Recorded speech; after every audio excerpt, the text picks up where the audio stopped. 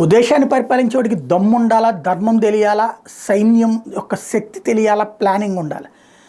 అలా చేతకాని దద్దమ్మల్లాగా తీవ్రవాదులకు లొంగిపోయేటటువంటి దౌర్భాగ్య పరిస్థితికి ఇప్పుడు ప్రపంచ దేశాలు వస్తున్నాయంటే వాళ్ళు మరి సీమునెత్తురు ఉన్నోళ్ళో లేదో తెలియట్లేదు. ప్రపంచ తీవ్రవాదుల్ని ఏకం చేస్తున్నాయి యూరప్ దేశాలు వాళ్ళ తెలివి తక్కువతనం, వాళ్ళ చేతకానితనంతో. ఓ పక్కన ప్రపంచ వాణిజ్యాన్ని స్తంభింప చేయడానికి ఓ సూయజ్ కెనాల్లోకి వస్తున్నటువంటి షిప్స్నన్నిటి వరుసపెట్టి దాడులు చేస్తూ హౌతీ తీవ్రవాదులు, వాళ్ళకండగా ఇరాన్, వాళ్ళని వెనకాల తోడున్నటువంటి హెజ్బుల్లా, హమాస్లకి భయపడిపోయి అమెరికా ఏర్పాటు చేసినటువంటి కూటమిలోకి వెళ్ళము అని చెప్తున్నటువంటి యూరప్ దేశాల సంఖ్య పెరిగిపోతుంది. అందులో స్పెయిన్ తాజాగా చేరిపోయింది. ఇంతకుముందు అమెరికా, బ్రిటన్ కలిసి యెమెన్లో ఉన్నటువంటి హౌతీ స్థావరాల మీద దాడి చేస్తే వాళ్ళిద్దరే మిగిలిపోయారు. కానీ వీళ్ళు ధ్వంసం చేస్తున్నటువంటి వాణిజ్య నౌకలు ఒకటి కాదు, రెండు కాదు, దాదాపుగా 28 దేశాల వాణిజ్య నౌకలు.